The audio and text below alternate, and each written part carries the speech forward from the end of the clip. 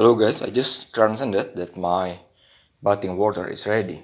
So every day ask the maid to boil me some bathing water to treat my skin condition, my skin disease. It is getting better and the scars are healing up. But I keep I keep bathing in boiled water and it is ready.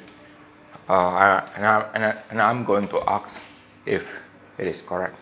Dad, Tuang, udah Dad?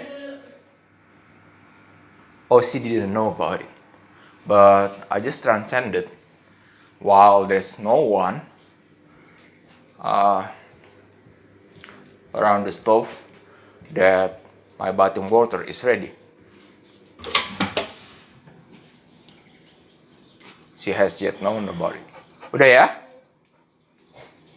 Alright, so I'm correct. So transcendence does not depend on anybody's consciousness, right? Because there was no one waiting for my water to boil over. And I still transcended that it was ready. Right? Okay? Okay, thank you for watching.